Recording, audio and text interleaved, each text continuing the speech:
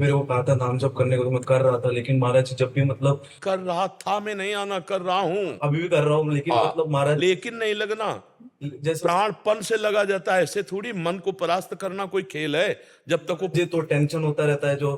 कौन सा टेंशन, खाली जगह टेंशन, भरी जगह तो टेंशन कहाँ। जैसे महाराज जी, जैसे मैं मतलब 2 साल से कोटा में तैयारी कर रहा हूँ, अभी मतलब 2 साल से नहीं हुआ, अभी ये तीसरा साल है, इस बार भी नहीं होगा तो क्या होगा? कुछ नहीं, वही एक क्षेत्र है। इसका मतलब इसके बाद शरीर छोड़ दे, या ऐसे मूर्खतावत बच्चे तो अपने शरीर का आघात कर लेते हैं। हर एक जगह हम परास्त हो गए तो क्या हमारा जीवन ही नहीं रहा?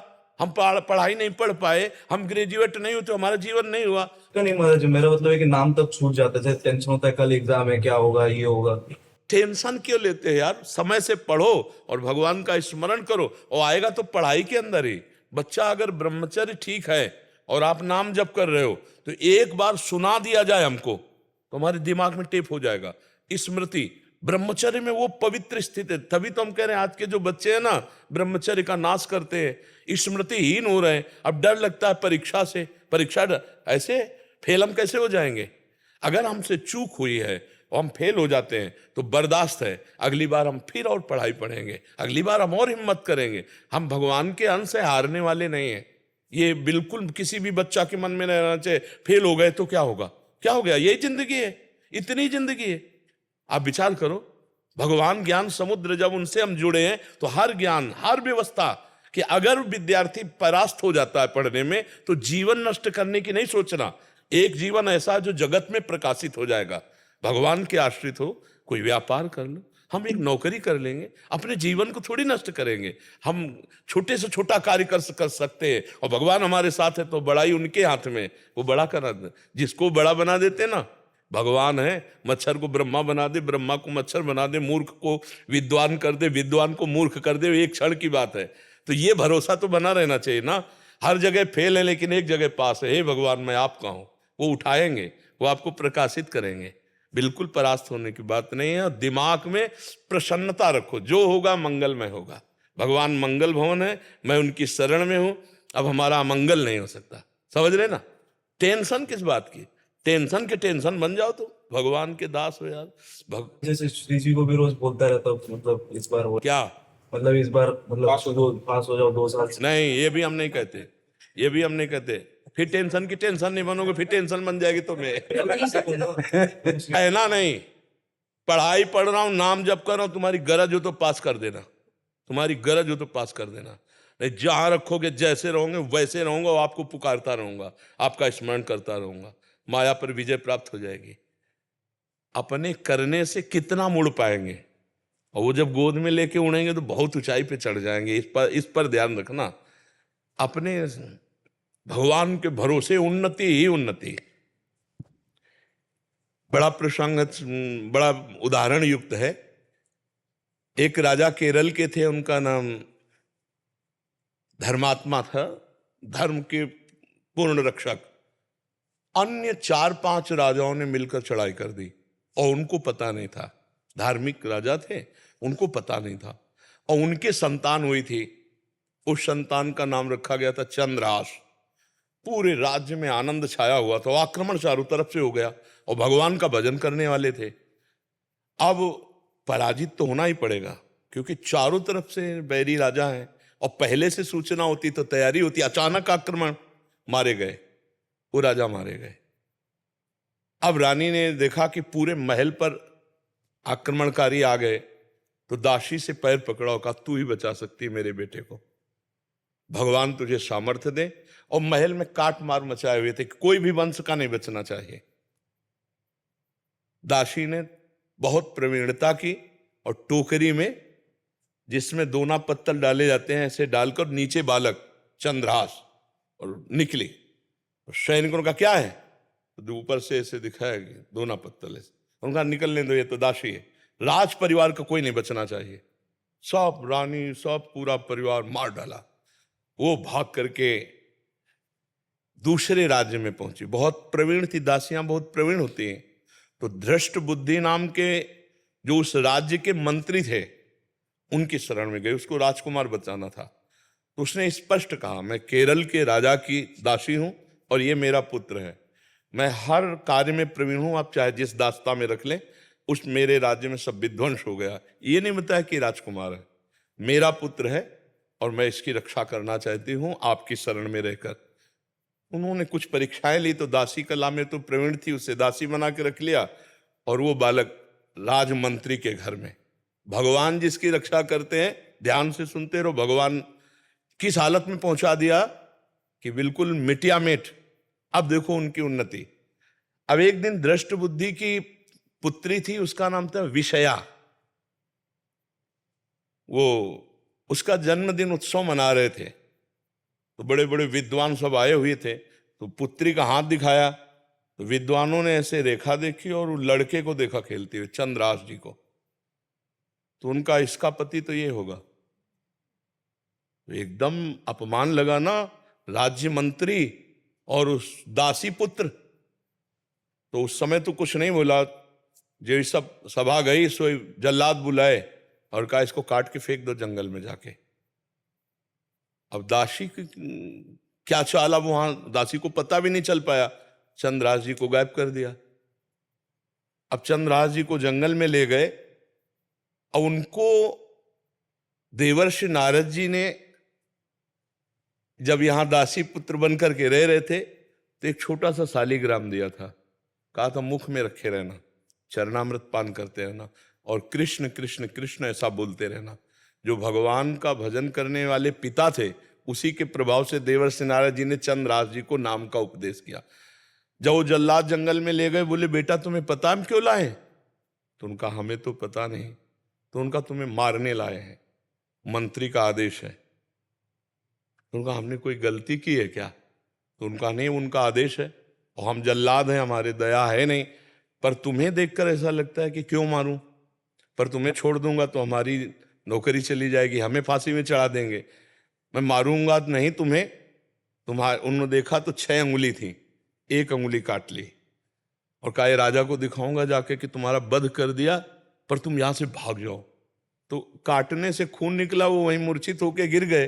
कृष्ण कृष्ण कृष्ण कृष्ण कृष्ण, और वो जल्लाद वापस अंगुली दिखाए कि मैं उनको मार डाला हूं। हुमा नाम का एक पंक्षी होता है पहाड़ में, वो परम पवित्र, अगर अपने पंख कर ले तो राजलक्ष्मी उसके चरणों में आ जाए। वो आकर के बैठ गया और चंद्रास जी के ऊपर। हुमा नाम का पंक्षी ये पहाड़ों में होता है, भगवत प्रदत्त किसी भाग्यशाली के ऊपर उसका। अब वो अपनी छाया में उनका वो मूर्छित बेहोश, कोई जंगली पशु ने अटैक नहीं किया चंद्रास जी पर। इतने में चंदनवती नाम के राज्य का छोटा राजा, दृष्ट बुद्धि जो बादशाह के मंत्री थे, उनके यहां वो कर देने जा रहा था। तो उसने बहुत आराधना की थी लेकिन पुत्र नहीं हुआ था। तो रास्ते में दृष्टि गई कि हुमा नाम का पंक्षी किसको घेरे हुए। तो जब गए तो देखा चंद्रास जी सुंदर राजकुमार और अंगुली कटी हुई, तुरंत पट्टी बांधी और लेकर के वापस चले गए। वहां नहीं गए कर देने, बड़ा उल्लास मनाया कि भगवान ने तो हमने इतनी आराधना की, हमारे पुत्र नहीं हुआ, लेकिन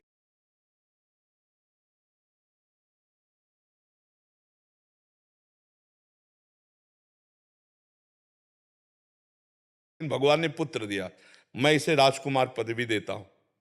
छोटा राजा अपने राज्य का राजकुमार बना करके पालन पोषण किया और 10 वर्ष हो गए, वो कर देने नहीं गया बादशाह के यहां।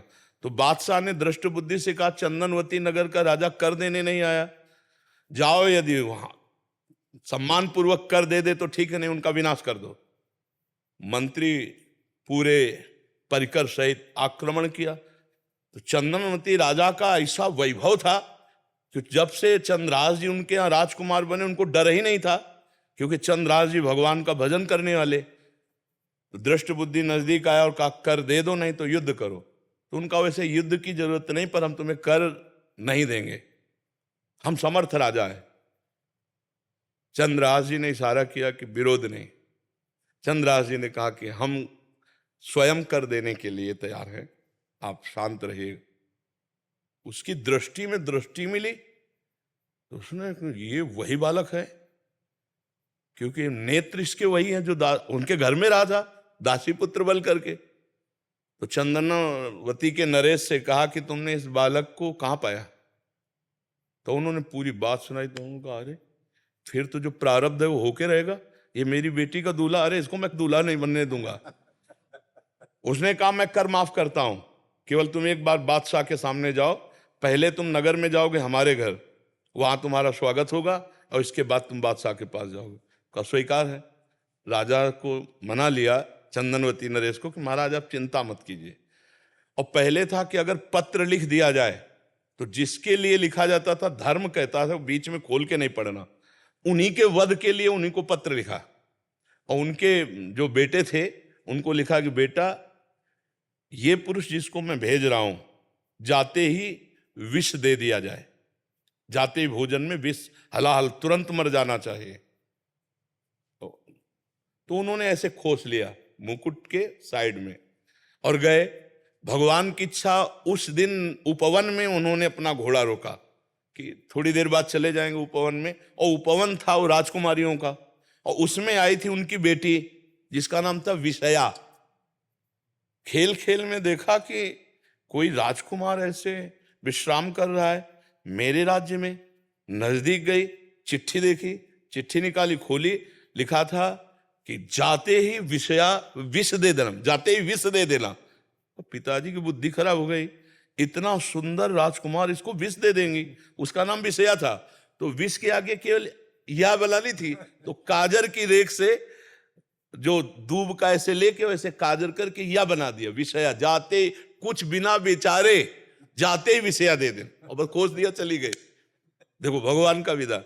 अब वो जब जगे तो वहां गए, तो जो दृष्ट बुद्धि का पुत्र था, बड़ा धर्मात्मा था, उसने आदर सत्कार, उनका पिताजी ने आपके पत्र दिया। जो पत्र देखा तो उन्होंने कहा पंडितों को बुलाओ, तुरंत ब्याह करो। पिताजी कहा जाते ही विषया दे देना। अब बेटी से ब्याह हो गया, 2-4 दिन हुए, कोई सूचना नहीं पहुंची। तो दृष्ट बुद्धि ने कहा मामला क्या है। वो जब लौट के आए तो बड़ा पूरा नगर सजा था, उत्सव हुआ। उनका क्या उत्सव? बोले आपकी बेटी का ब्याह हो गया। किससे? बोले आपने राजकुमार भेजा था। अब उनको समझ में आया कि प्रारब्ध इतना बलवान होता है। जब घर के अंदर गए तो देखा बेटी, और तो उसने कहा तुम्हें जिंदा तो नहीं रहने दूंगा। मन में सोचा चाहे बेटी भी दवा रहे। 4 जल्लादों को बुलाया और कहा देवी के मंदिर में जाओ। और उसे कहा बेटा अब तो दामाद हो गए हो तुम, पहला पूजन हमारे यहाँ देवी का होता है, अकेले जाया जाता है। उनको भय तो था नहीं, भगवान के तो भक्त थे। बोले आप पूजन करके आओ, बहुत प्रसन्नता हुई कि आप जैसा दामाद। और अंदर से जल रहा था, और उधर 4 जल्लाद लगा दिए देवी के मंदिर में। अभी अकेले देवी के मंदिर में, और इधर जो बादशाह था, बादशाह से पंडित लोग विचार के कह रहे हैं कि इस समय यदि आप राजगद्दी पर बैठेंगे तो अकाल पड़ जाएगा, आपका विनाश हो जाएगा। इस समय कोई दूसरा तत्कालीन राजा होना चाहिए, कुछ क्षण के लिए ही चाहे। तो उनका कौन हो सकता है?